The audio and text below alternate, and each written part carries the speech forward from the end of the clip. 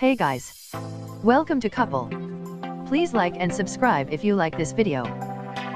President Trump on Tuesday congratulated President Vladimir Putin of Russia on his recent re-election victory, but failed to ask him about either the fairness of the Russian vote, which Mr. Putin won with a lopsided margin, or about allegations of Russian meddling in the 2016 presidential election.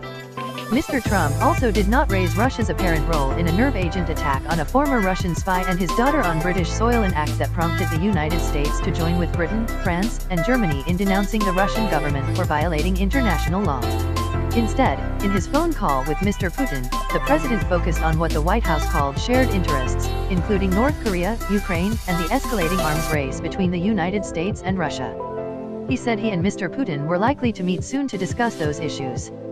"We had a very good call," Mr. Trump told reporters in the Oval Office, where he was meeting with Crown Prince Mohammed bin Salman of Saudi Arabia. "We will probably be meeting in the not-too-distant future to discuss the arms race, which is getting out of control." Mr. Trump's comment came 5 days after the White House imposed sanctions on Russia for its meddling in the 2016 election and other malicious cyber attacks.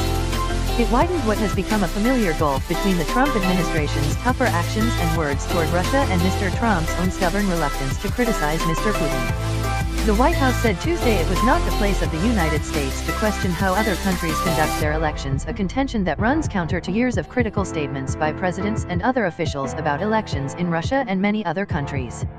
"We don't get to dictate how other countries operate," the press secretary, Sarah Huckabee Sanders, said. "We can only focus on the freeness and fairness of our elections." She later railed against the investigation of the special counsel, Robert S. Mueller III, into ties between the Trump campaign and Russia, which could have affected the results in 2016. Mr. Putin won with a margin of more than 76%. International observers said Russian electoral authorities counted the votes efficiently, but that several other factors prevented the contest from being fair. Restrictions on the fundamental freedoms of assembly, association, and expression, as well as on candidate registration, have limited the space for political engagement and resulted in a lack of genuine competition, observers from the Organization for Security and Cooperation in Europe said in a report.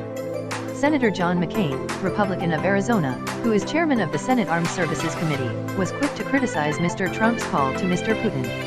"An American president does not lead the free world by congratulating dictators on winning sham elections," Mr. McCain said in a statement issued by his office.